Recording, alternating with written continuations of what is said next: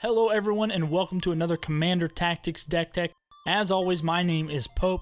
In today's video, we're going to be doing a deep dive into the new rogue leader, Anowon, the Ruined Thief. But before we dive in, if you enjoy these deck techs, make sure that you hit that like button to let us know that you enjoy what's going on. And if you want to know when our next video comes out, make sure you hit that subscribe button and turn that bell on to get notified. Anowon the Ruined Thief is the face card of the Dimir Commander deck from Zendikar Rising. He's a 2/4 vampire rogue, costing 2, a blue, and a black. He reads, other rogues you control get +1/+1. Whenever one or more rogues you control deal combat damage to a player, that player mills a card for each 1 damage dealt to them. If that player mills at least 1 creature this way, you get to draw a card. Anowon sets the stage as a rogue lord who brings both card advantage and mill into the fray. For this deck, we're going to be focusing on 3 main aspects. Number 1, we want to get in a bunch of small rogues into play early so that when it comes time for Anowon to come out, we can really capitalize on his abilities. Number 2, we're going to transition into a late game, bringing in more impactful rogues that bring powerful abilities, but still will benefit if our commander is on the table. And lastly, we're going to be playing a suite of spells that will excel thanks to all of the mill we're going to be forcing upon our opponents, while also keeping our game plan in motion. This deck is fun and fast, and it seizes the opportunity to play all the new rogue spells recently printed, as well as some of the old ones that might not have homes elsewhere. Best part is you can get this entire deck for less than $200, and if you already have the precon, then you already have several of the spells that we're going to be running. But now let's dive in, taking a look at the low CMC rogues that we're going to be using to control the early game. Kicking things off with Invisible Stalker, Changeling Outcast, and Blighted Agent. Invisible Stalker, only 2 mana, has hexproof, so don't have to worry about removal, and it can't be blocked. You'll notice all 3 of these creatures have the text, can't be blocked, making them very, very good with Anowon. But we have Changeling Outcast, only costing 1 black, is a rogue, and says it can't be blocked, but it also can't block. And then Blighted Agent, 1 and a blue, has Infect, and also, again, is unblockable. Great whenever Anowon's in play, going to be able to get in, start putting Infect if we need to go that route. And to ensure we're really getting in for damage, let's add 3 more unblockables to the mix with Triton Shorestalker, Slitherblade, and Meringue River Prowler.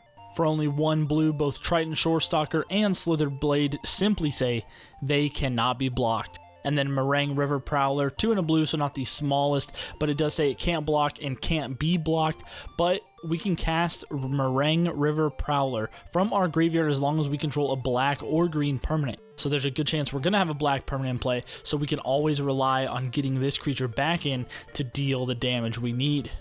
Coming up next, we have Zulaport Duelist, Thieves Guild Enforcer, and Soaring Thought Thief. All 3 of these rogues do have flash, which is incredible in this deck because we can flash them in right before our turn is about to start.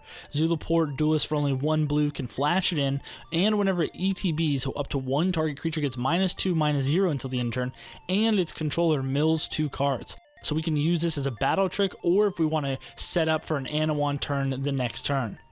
Thieves Guild Enforcer, 1 black, has flash, 1/1 human rogue. Whenever it enters the battlefield or another rogue enters the battlefield, each opponent is going to mill 2 cards.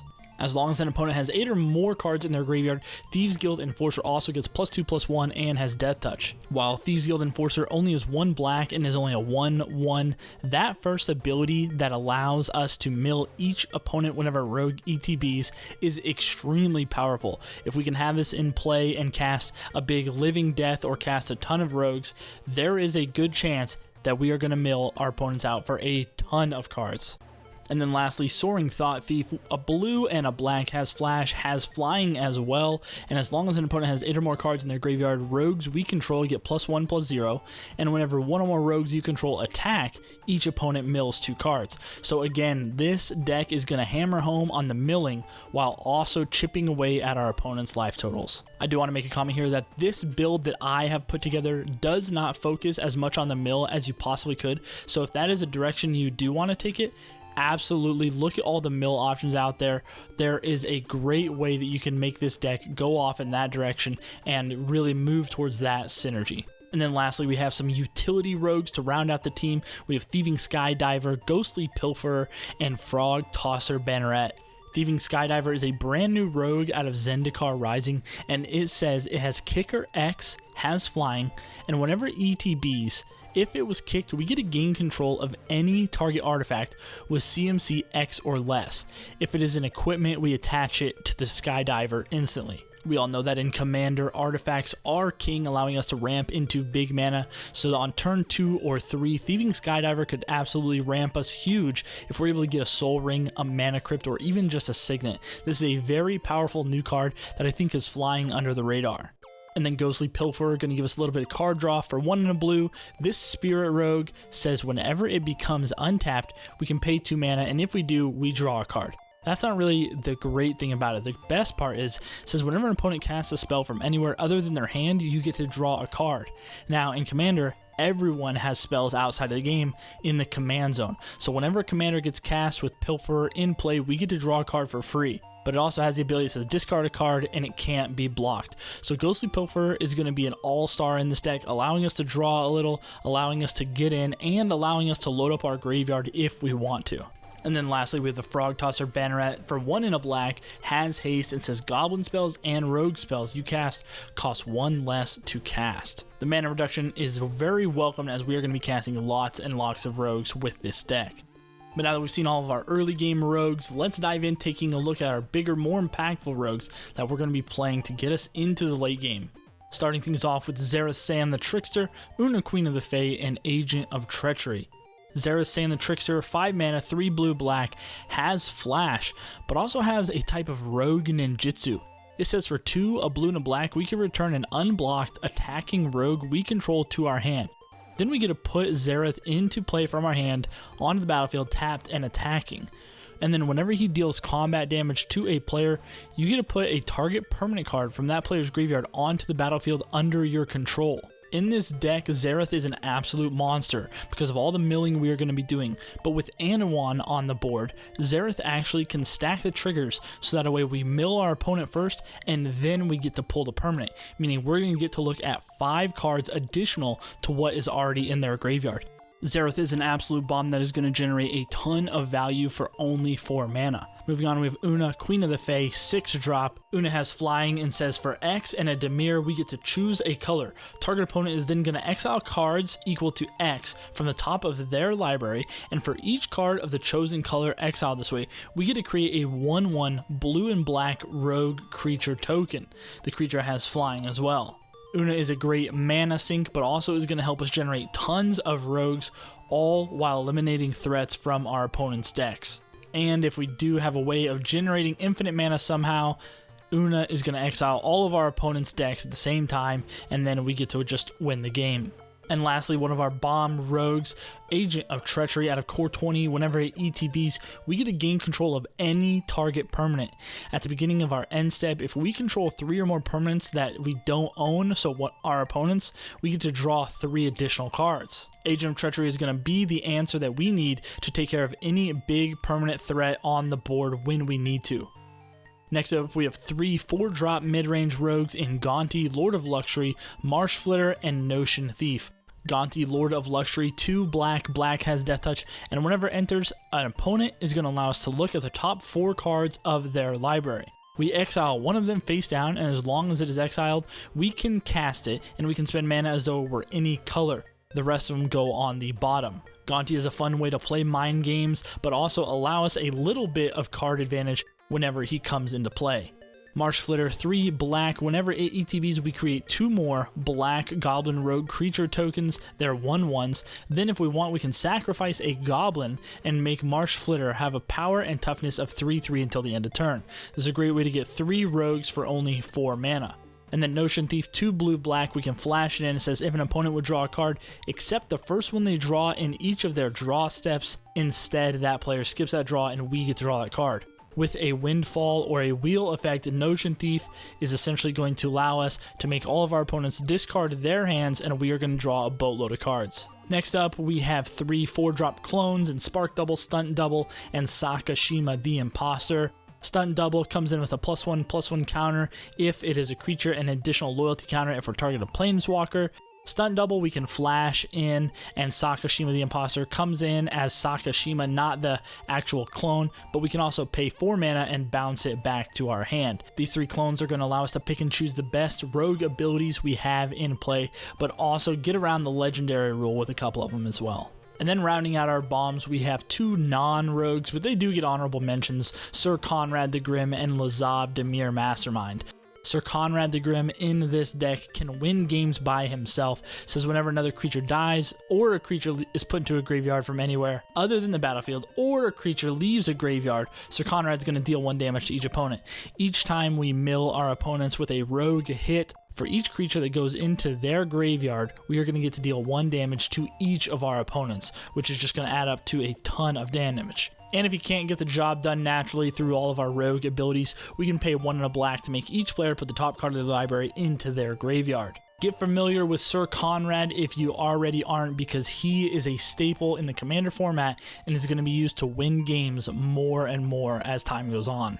And then we have Lazav Dimir Mastermind, blue, black. We get a 3/3 shapeshifter that has hexproof and says whenever a creature card is put into an opponent's graveyard from anywhere, we can have Lazav become a copy of that card, except its name is still Lazav Dimir Mastermind. It's a legendary in addition to its other types, and it gains hexproof and this ability. This means as we're milling our opponents, we can pick and choose the best creatures that get milled, and Lazav just instantly becomes a copy of them. And of course, given how much we are going to be milling our opponents, Lazav is always going to be a huge threat. Now that we've got a chance to see most of the rogue forces in this deck, let's take a look at the rest of the spells we're going to be running to help bring it all together. First up, we have 2 more rogues in Sig River Cutthroat and Nightveil Sprite. Sig River Cutthroat is going to help us draw cards. If an opponent lost 3 or more life this turn, we get to draw 1. And then Nightveil Sprite says whenever it attacks, we get to surveil. So we get to look at the top card, either put it back on top or put it into our graveyard. Both of these just help us get the cards we need at the right time. And then we have 2 spells with the Prowl mechanic built in Notorious Throng and Knowledge Exploitation. Notorious Throng for 3 and a blue, Prowl of 5 and a blue, says put X 1/1 black fairy rogue creature tokens with flying into play, where X is the damage dealt to your opponents this turn. If Notorious Throng's Prowl cost was paid, we also get to take an extra turn. With Anowon in play, let's say we deal 5 damage to our opponents, we're going to generate those 5 additional fairy rogue creature tokens, get to take an extra turn, and then get to swing in with all of them. Now there are 2/2s with Anowon in play, and we are just going to be able to chip away our opponent's life totals quick. And then Knowledge Exploitation, 5 blue, but has a Prowl cost of only 3 and a blue, allows us to search an opponent's library for an instant or sorcery card and play it without paying its mana cost. If we're behind, Knowledge Exploitation can allow us to go in and get a board wipe, or if we're ahead, we can go find a spell that maybe will just end the game. This card is extremely powerful and has gone way up in price since all of the new big blue spell decks as well as the new rogue deck. Up next, we have 3 artifacts in Blade of Selves, Sword of the Animist, and Vanquisher's Banner. Blade of the Selves is an absolute bomb in this deck for only 2 mana, but 4 to equip. We get to equip a creature and give it Myriad. This means that whenever the equipped creature attacks an opponent, for each other opponent than the defending player, we can create a token that's a copy of the creature that's attacking. It's tapped and attacking each other opponent. That's a mouthful, but essentially what it's doing is it's creating an additional copy for each other opponent that's tapped and attacking. The benefit of this is not only are we going to get additional mill triggers from Anowon, but we're going to get double ETB value if we're on an ETB creature as well. Myriad is definitely an ability I hope we do see more of in the future, and an extremely powerful one in this deck. Next we have Sword Animus, another equipment for 2 mana. This says equipped creature gets +1/+1, and whenever it attacks, we get to search our library for a basic land card and put it onto the battlefield tapped. Being in Dimir, we don't have a ton of ways to ramp, so it's going to allow us to do that, but also allow us to pump up a rogue and get in for a little bit of extra damage. And then lastly, Vanquisher's Banner, a tribal staple, 5 mana. Whenever ETBs, we choose a creature type. Creatures of that type get +1/+1, but the most important part, whenever we cast a creature spell of the chosen type, we get to draw a card. So Vanquisher's Banner is going to allow us to keep our hand full, pump our rogues, and get in for more damage.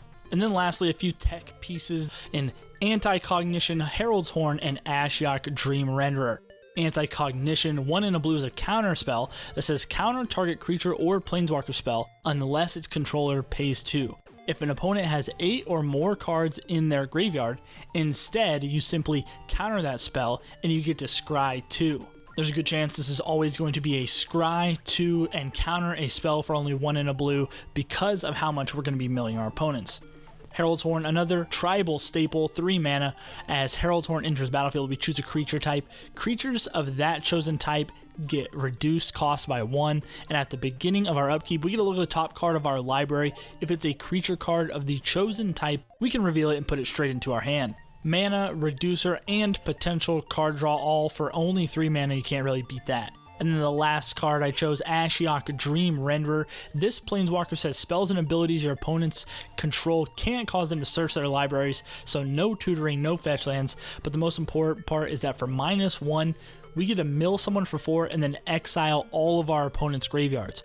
With as much as we are going to be milling our opponents, we don't want to allow that to make any deck better. So we want to be sure we are removing all those potential threats from those graveyard recursion decks. Now that we've seen all the spells that we're going to be operating in this deck, let's take a look at what else we have going on inside the 99. We have a solid removal and control base with about 11 spells, mostly targeted removal and a few counter spells. Our card draw and advantage, very positive in this deck. Being in dimir, being in blue, we are going to have a ton of ways to keep our hand full. Our ramp, almost entirely mana rocks, given we don't have access to green, but we do have 11 spells there. And the power level of this deck, I put it at about a solid 6. The main issues with this deck are definitely we die to a lot of board wipes and we'll have to rebuild, and there's no real quick way to rebuild. Also, this deck looks to play a lot of combat damage, which is a weakness in most boards. But you can definitely rest assured that it will do its thing. We will cast lots of rogues and do lots of milling. Something new I want to try in this deck, take a look at some sample hands and see how they would play out. First hand, we have 4 lands and then 3 nice early drops. We would definitely keep this one, even though we are lacking on ramp. We want to be able to have rogues in play when Anowon comes out. In this next hand, we do only have 2 lands, but with the Urza's Incubator and the Herald's Horn, and if we can draw into 1 more, this is definitely a keeper. And then in the last hand, we have another 2-lander, but we do have the Ramp Signet, the Night Veil Sprite to help us surveil, and then if we do get that 1 extra mana, Solemn is going to help us ramp out even harder, so another definite keep. But that does bring us to the end of this Rogue-tacular deck tech. Down in the comments below, let me know if there's any powerful rogues I missed, or maybe a combo or a synergy. Would love to hear your feedback. This deck's a lot of fun, easy to upgrade to if you already have the precon, and again, you can run any land base or any mana rocks, can make this deck just a little bit better for little to nothing.